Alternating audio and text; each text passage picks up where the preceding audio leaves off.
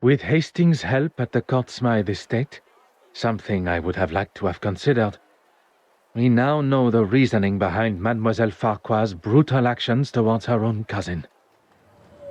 The circumstances around the murder need no further consideration, but the location of the missing Benedette Magdalene still frustrates me.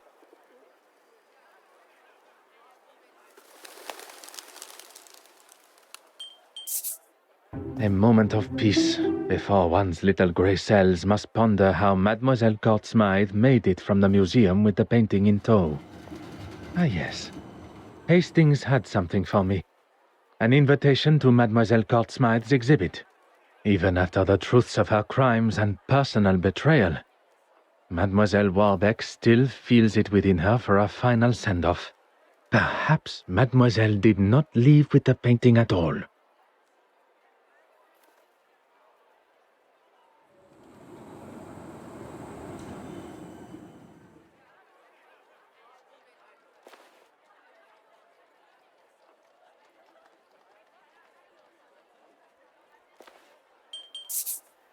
Poirot, there you are.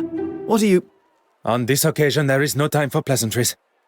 We shall finally bring the mystery of the missing painting to an end. We must return to the scene of the initial crime, the Royal Edward Gallery.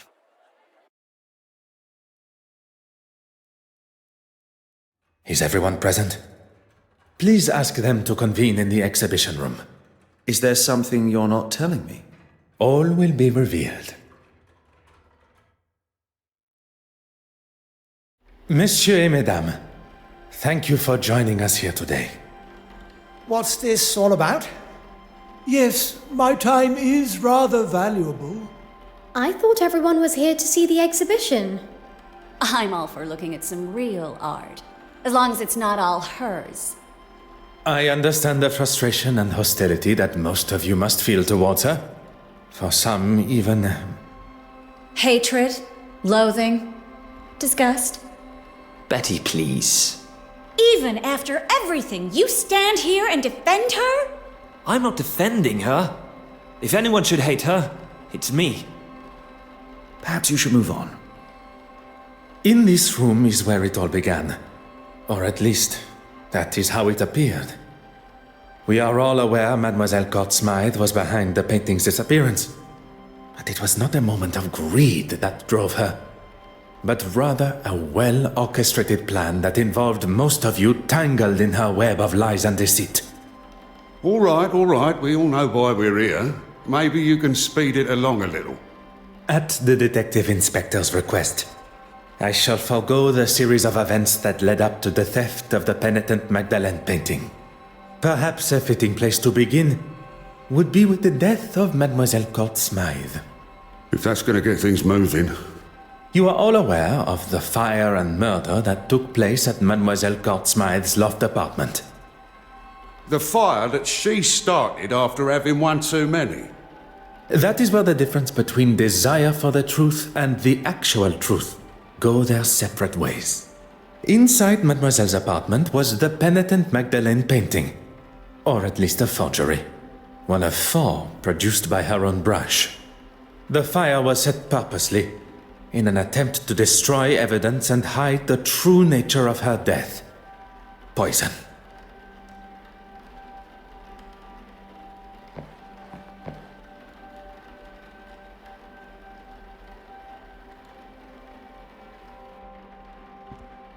You know where the painting is, and who killed Irene.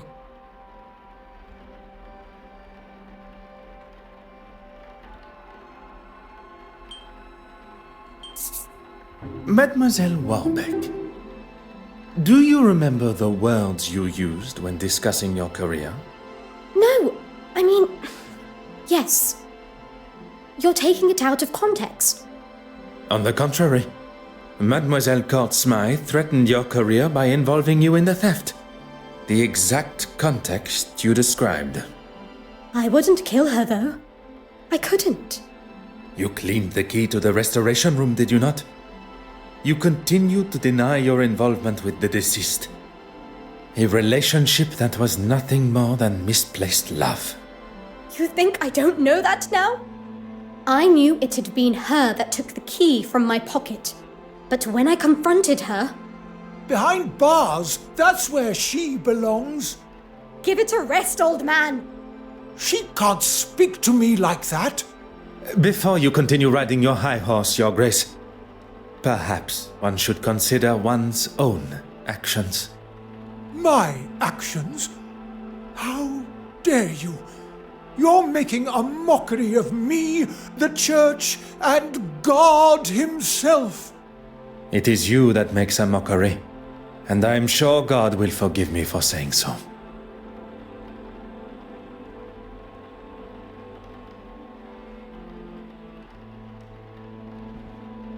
This is all going to make for some story.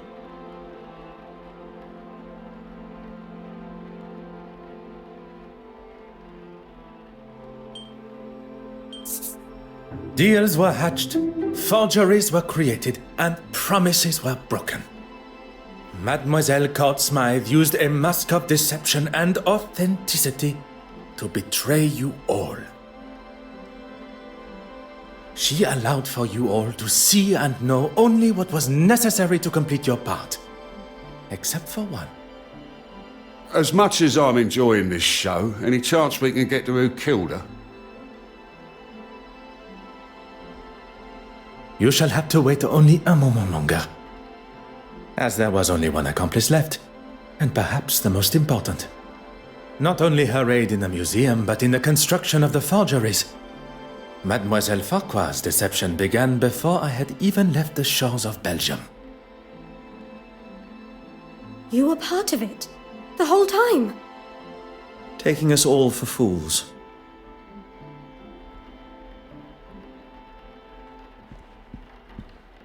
I have dedicated my life to serving God.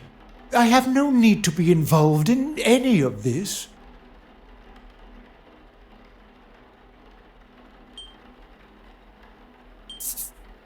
The pieces you had commissioned by Mademoiselle Court Smythe, which hang on your church walls. Why are we even standing here listening to this man? Has this got anything to do with, frankly, anything?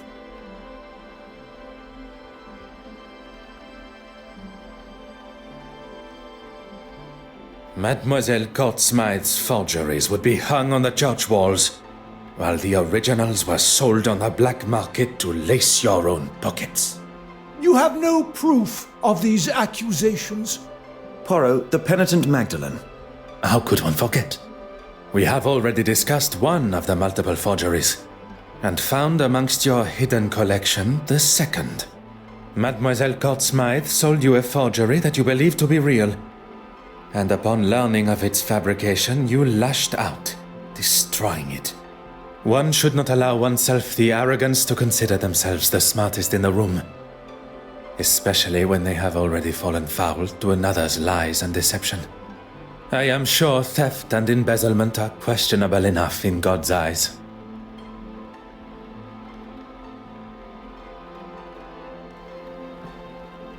I know things got out of hand, but it was you that broke into my office in the first place.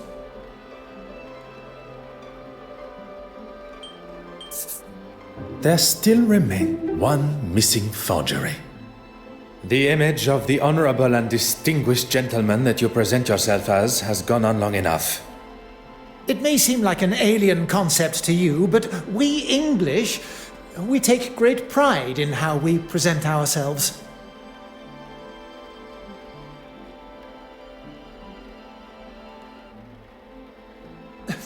How long are we going to entertain this man's twisted fantasies? Poirot, can we move this along? While searching the main hall for clues, a snuff box was found, full of cocaine. And after speaking with my good friend, Monsieur Demire, about the effects of cocaine on the human body, recent studies have discovered that the use of cocaine and other such stimulants can put a tremendous strain on the human body, including an increased heart rate. Oh, preposterous! I would never do that. your heart attack became the perfect distraction, while Mademoiselle Court Smythe was able to slip into the exhibition room and remove the painting from the wall. Faking a heart attack is pretty low. Even for a politician. Monsieur Hastings. Once the painting had been confirmed as stolen. And Monsieur Aylesworth had bothered the detective inspector enough to show he had nothing to do with its disappearance. He would get to keep the original and claim the insurance money. He was going to have his cake and eat it too. I'm not going to stand here. You'll stay right where you are. A stolen painting, timed perfectly with his crossing of the aisle in the House of Commons. All designed to raise his profile, just in time to announce his desire to be a prime ministerial candidate. I wasn't doing it for me. The poor and the needy. I wanted to give them a voice. I have never heard a more self-righteous claim for breaking the law in all my life. How am I meant to help those that really need it unless I'm in a position that can really bring about change?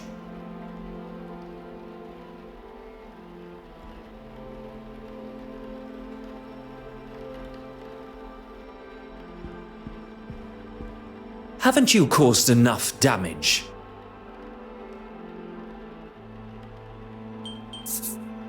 Madame Hélène, the famous actress and performer, your story is one I learned with a heavy heart. Look here! When you overheard the conversation between your husband and Mademoiselle Court Smythe at the gala, your suspicions were confirmed. I did everything to keep you happy, but it was never good enough. It began with an infatuation, but turned into a relationship. With the money stolen from your wife, you planned on running away together. So that's why you took it. You coward. She manipulated me from day one. She used me. She used her. Oh, just keep it shut. Perhaps, for once, you should listen to your wife. I wonder how many other hidden skeletons are going to appear.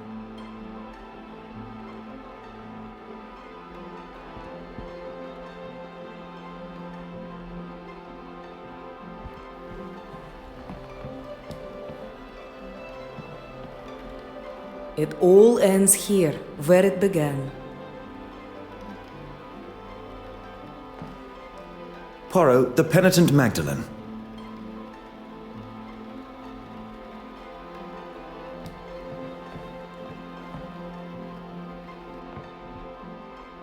I know you have a flair for the dramatic, but I do have a job to do.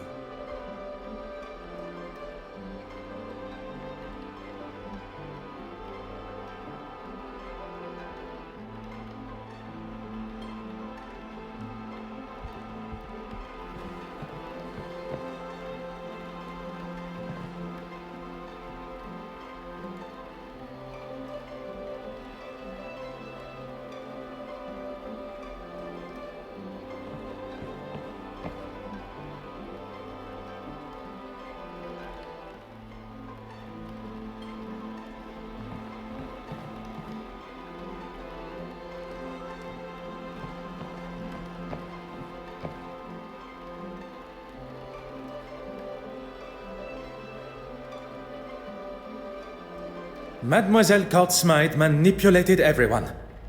But that does not excuse the parts that you all have played. Poirot, the murderer. Tell us now, or I'm marching them all down the station. Of our suspects, all guilty in some form or other, only one committed the ultimate sin. Monsieur Christiansen, a lover, jilted and tossed aside from a life promised together. Mademoiselle Warbeck, another that was promised her heart only to become a second, caught in Mademoiselle's web. Monsieur Aylesworth, anger that a foolproof plan backfiring. Bishop Mountjoy, a third, sold the idea of an original painting, livid at the thought he had been tricked. Mademoiselle Farquhar, trapped in a partnership where you did not receive what was owed to you. All with motive, but lacking opportunity. Until the realization that someone had used a timer to set the fire.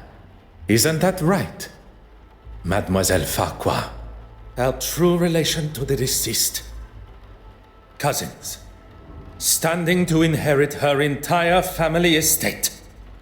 You don't understand. It wasn't like that.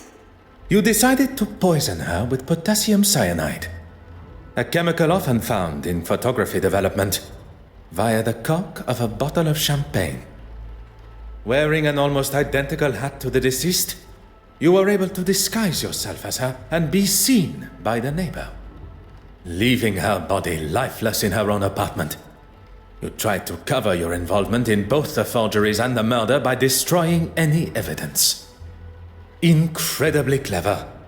Your nefarious plan setting the fire almost tricked even I. Did you really just praise her for starting a fire? On the contrary, it was the deception behind the fire. A timer was used, allowing for Mademoiselle Farquhar to be seen in her office as she slipped in and out of the darkroom window. I didn't want to kill her, but she gave me no choice. She gave you no choice. You planned and executed a brutal murder. She was your cousin. A cousin that has controlled me for years. I couldn't escape her. She held you captive? I did not see a prison cell in her apartment. No, of course she didn't. Emotionally and financially, I was her captive. I was a struggling critic, but she taught me how to stand up for myself and get what I wanted. What I did. You were aware of her scheme all along? Not at first. I didn't know she was selling them on the black market. But even when you did find out, you didn't stop. There was always a reason I couldn't. And what money I did get, she would hold for me. I couldn't remain under her control anymore. There was no other way. Mademoiselle, there is always another way. All I see is the student becoming the master. Detective Inspector, perhaps it is time that Mademoiselle was escorted to the police station. The truth has been revealed, and Mademoiselle Courtsmythe's murderer will pay the price for her crimes. There is something you're forgetting, though. If you think for a moment that the location of the original painting has slipped my mind. Go on then, where is it?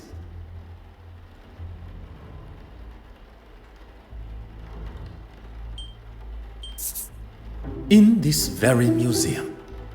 If the original painting was to find its way into her portfolio, it would be returned to her after her exhibition has concluded. Meaning, It would be delivered to her on a plate.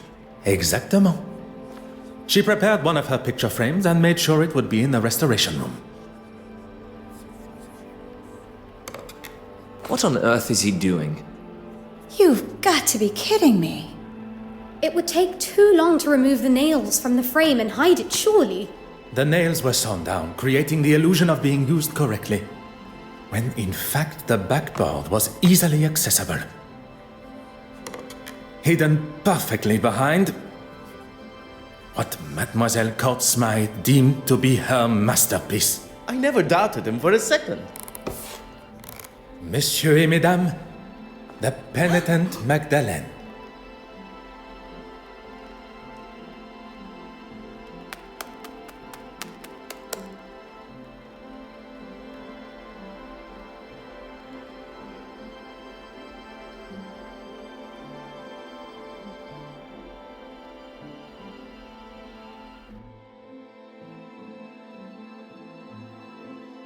Well, detective, you've solved both the theft and murder. I am rather impressed. Finding the murderer and solving 2 thefts would have been far more impressive. 2 thefts? You already have another case? You have forgotten Mademoiselle Farquhar's missing cigarette case. Oh, of course. Do you think Miss Farquhar lied about it going missing after all? Perhaps it really was worth something. Mademoiselle Farquhar is far from an honest woman. Lies tripping from her tongue at every turn. But if our motive was indeed to fake theft and claim the insurance money, she would surely not have left it lying where Mademoiselle Babagnan claimed to have found it. Mademoiselle Babagnan's motive is now clear. How she pulled off such a cunning theft still eludes me. Something Hastings said has my little grey cells fired up. Nothing is ever quite what it seems. I suppose we are all forgeries or counterfeits in some form or other. Could Mademoiselle Babagnan have pulled the wool over my eyes in a similar way?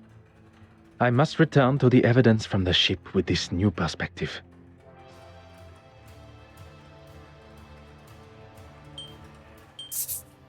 It is you that should be happy, mademoiselle.